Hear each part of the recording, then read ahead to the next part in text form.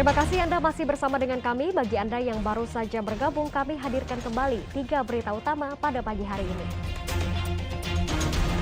Termakan rayap, bangunan sebuah sekolah dasar di kota Solo terancam ambruk.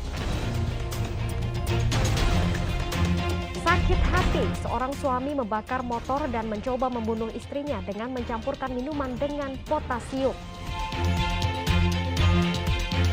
Anak-anak antusias mengikuti vaksinasi COVID-19, namun vaksinasi anak berpotensi memunculkan klaster baru karena abai protokol kesehatan.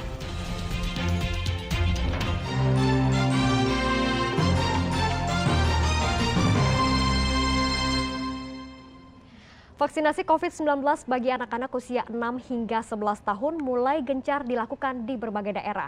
Di Kota Tegal, anak-anak antusias mendapat suntikan vaksin COVID-19 dengan diantar orang tua mereka. Ratusan anak-anak berusia 6 hingga 11 tahun menyerbu alun-alun Kota Tegal pada Rabu pagi. Mereka diantar orang tua untuk mendapatkan suntikan vaksin COVID-19. Sayang, vaksinasi anak-anak ini berpotensi memunculkan klaster baru COVID-19. Para peserta dan orang tua tidak mematuhi protokol kesehatan. Sebagian terlihat memakai masker, namun sebagian lagi tidak menjaga jarak. Kondisi ini diperparah karena tidak terlihat petugas yang mengatur. Meski demikian, para orang tua tetap bersemangat.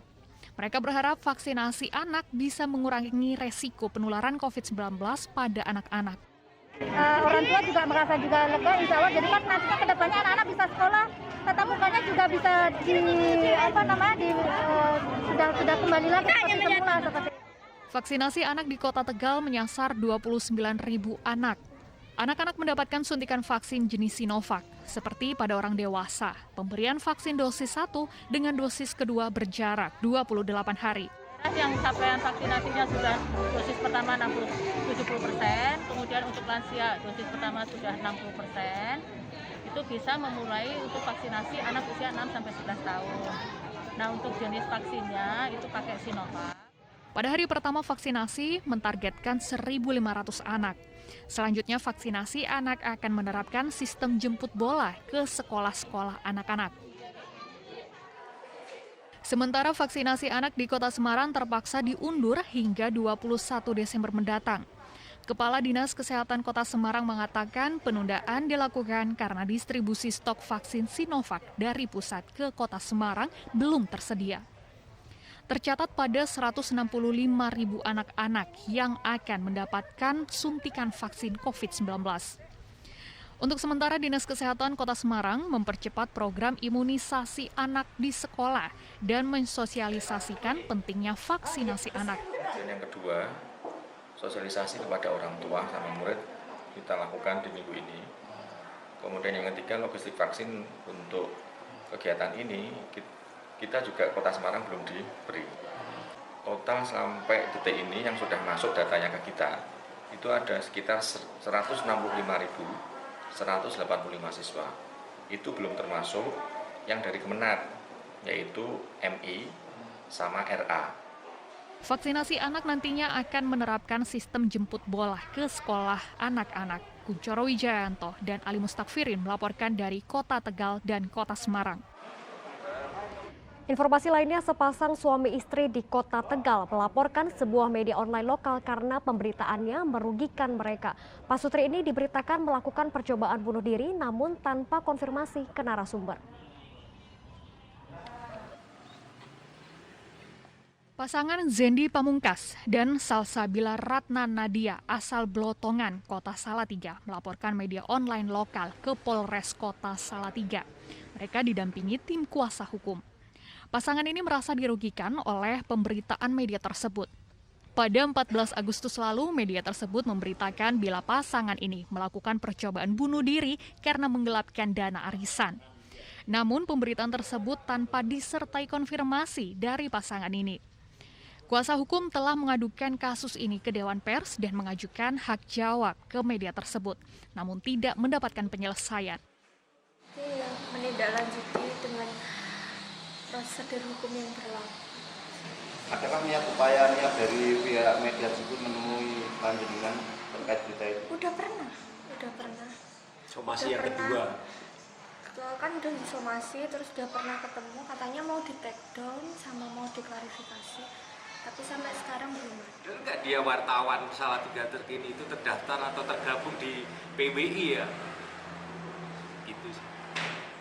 Sampai sekarang. Kita juga udah melakukan surat by email melalui di emailnya di Dewan Pers ya.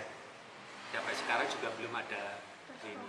Kalau dari Polisi akan berkoordinasi dengan Dewan Pers untuk menindaklanjuti laporan tersebut.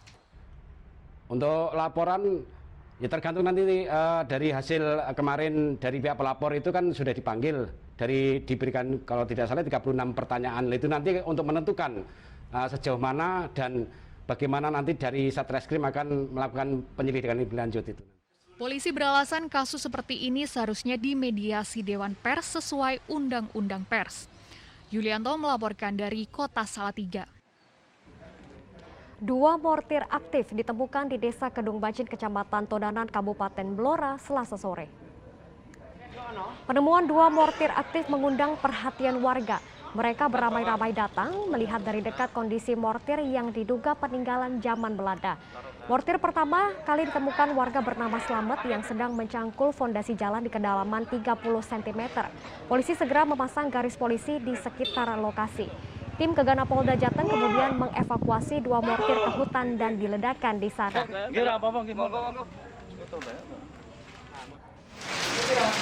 Biarkan di tempat, ya.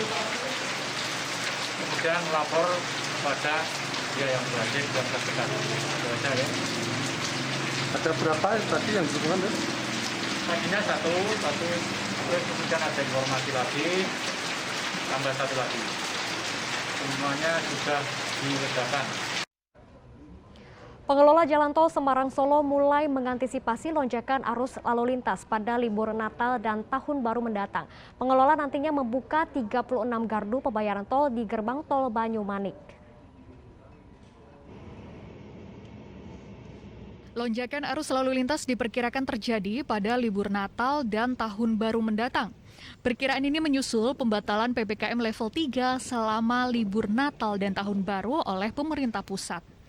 Antisipasi kemacetan, pengelola tol Transmarga Jawa Tengah mulai menyiapkan berbagai rencana strategis. Di antaranya memaksimalkan fungsi gardu tol sehingga antrean kendaraan tidak terjadi. Selama libur Natal dan Tahun Baru, 36 gardu pembayaran tol di gerbang tol Banyumanik akan dibuka. Selain itu, akan dilakukan rekayasa lalu lintas di interchange exit tol Bawen. Sekitar tanggal 24 itu akan kami buka sekitar arah ke sini 18 jam. Dan juga sebaliknya akan kami buka semua gerbang mobil 18 jam dulu, nanti penyekatan. Jadi hanya arus baliknya itu hanya sekitar 4 jam. Selama libur Natal dan Tahun Baru tidak berlaku penyekatan, sehingga arus lalu lintas diperkirakan meningkat. Yulianto melaporkan dari Kabupaten Semarang. Informasi tadi mengakhiri jumpa kita pagi ini. Atas nama rekan yang bertugas, saya Janet Lee mengucapkan terima kasih atas kebersamaan Anda. Selamat pagi, selamat beraktivitas, dan sampai jumpa.